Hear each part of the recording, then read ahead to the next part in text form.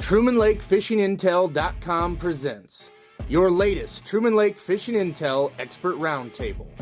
TrumanLakeFishingIntel.com is your premier resource for up-to-date expert fishing reports and videos to help you find the fish faster and become a better Truman angler.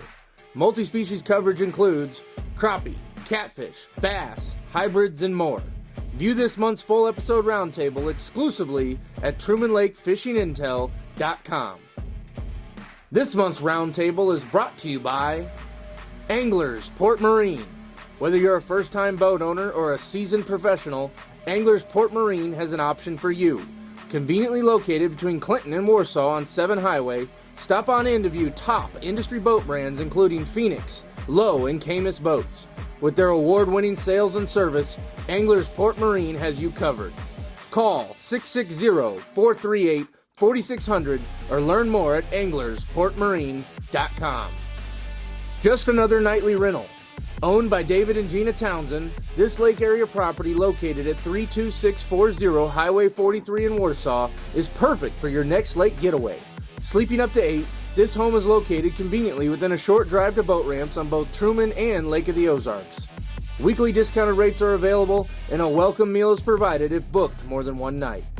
Call now to book your stay, 660-287-7615.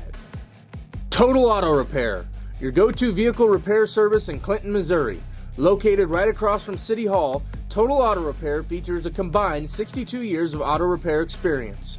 Master technicians for Ford, Chevy, and Toyota, and they have all ASE master certifications. Specialties include brakes, suspension, HVAC, electrical, drivetrain, and drivability.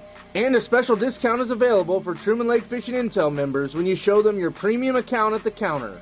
Call 660-383-1136 to schedule your top-of-the-line vehicle service today. And now, let's start the show.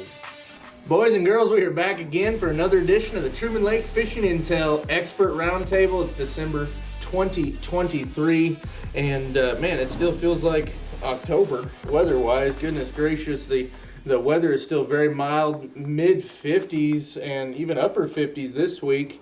We just can't catch a break with getting those real cool temps. Never really got the deer going super great this fall during rifle season, but hopefully it'll get better here at the end of the month. They're in alternative methods, and despite the mild weather, I think it's making your clients a lot more comfortable out there here these last couple of weeks, not having to freeze their butts too bad. So we're going to get into all the latest and greatest fishing on Truman Lake. We're going to be talking crappie and catfish quite a bit tonight. Maybe get into some bass a little bit. That kind of slows down this time of year, but there has been some guys out catching some bass here recently. So we'll talk a little bit about that. And the hybrids and white bass have been lingering as well. It's like, what have we been saying like all year, that everything's kind of a month behind? Yeah. So a lot of interesting stuff to talk about. I want to say thank you to our sponsors, Anglers Port Marine, big time. They are a huge sponsor of ours. They take great care of all their customers and a lot of these guys that run Phoenix boats from Anglers Port Marine. So if you are in the market for a boat, we're coming into the new year, visit Anglers Port Marine, call down there and talk to them about their Phoenix, their Camus line, their low boats. They have got a ton of different options for you. And the really cool thing about Anglers Port Marine, if you have a boat that you bought from them that's 2 years or newer and you go win a tournament, a qualifying tournament, it's 60 plus boats, I think. You win an extra $5,000 incentive from Anglers Port Marine. Really, really cool. So be sure to check them out.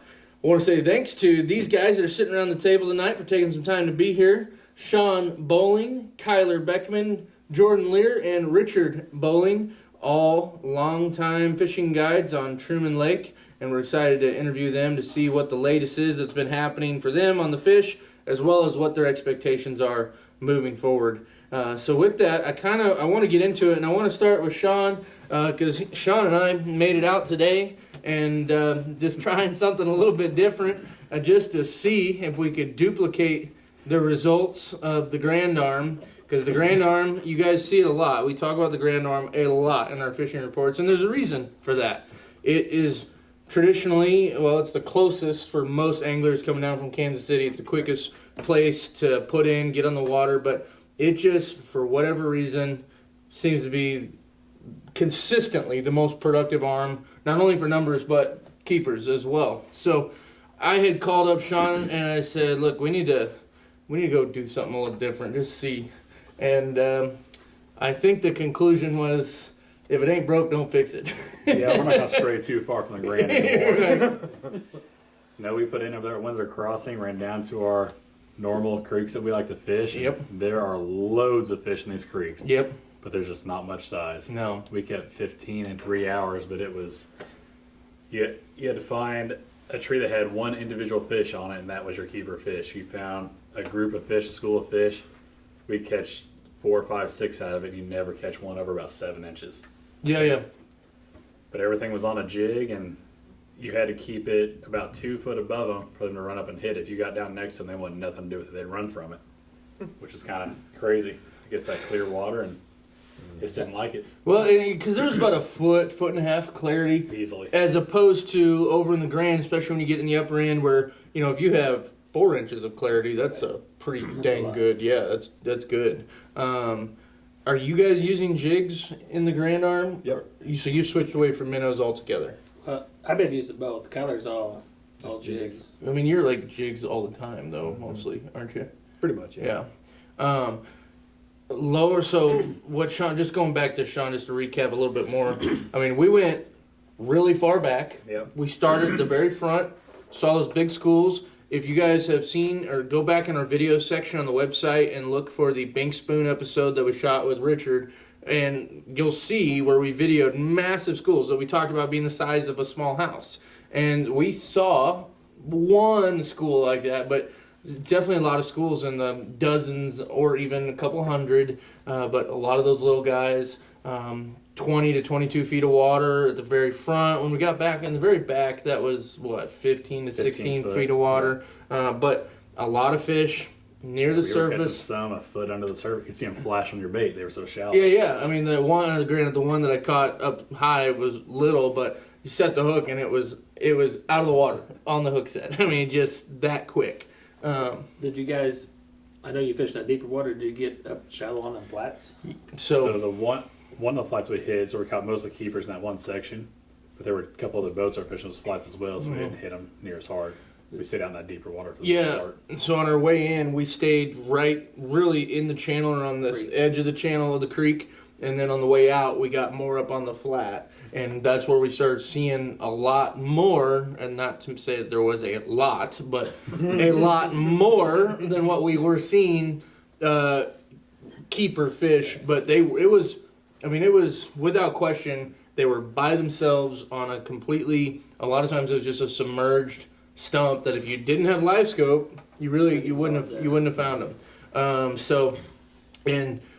It was really weird because some of them, it was like, boom, they're gonna do it, but the majority of them, they would look at it, or even a few of them, you put it right on, and they maybe look at it, and then all of a sudden you just see them just start to sink. The biggest fish that we saw, the 4 or 5 biggest fish, you drop on them, and they just start sinking. Yep. Straight to the bottom. They wouldn't nose down, just straight down. Yep.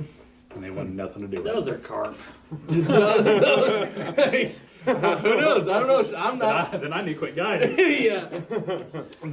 God, that was infuriating to see, but pretty day. Right. I'm real comfortable. We didn't get started until about 10 o'clock with lines in the water. Fish till about 1 o'clock, 1:30, and similar bite over. We were talking about this before we started. Bucks on up. There's a lot of creeks to choose from. There's a lot of good production to be found. Sean and I both had been on separate days below Bucksaw around the Cut Through Island and some of the creeks down there, and experienced very similar stuff over the weekend. And let's see, today's the 13th, so very similar stuff over the weekend as what we saw in the Tebow Arm today. Just very finicky fish. Yeah, a lot of small fish, especially in the creek. One of the things I wish I would have tried down there was getting out a little bit more towards the main lake, like where they transition out in June, where we caught them really well, and just never thought about that at the time. Yeah. Well, and there was, down by the Dollar General boat ramp, there's a few creeks in there that we ended up finding some fish. some decent keepers towards the front of the creek.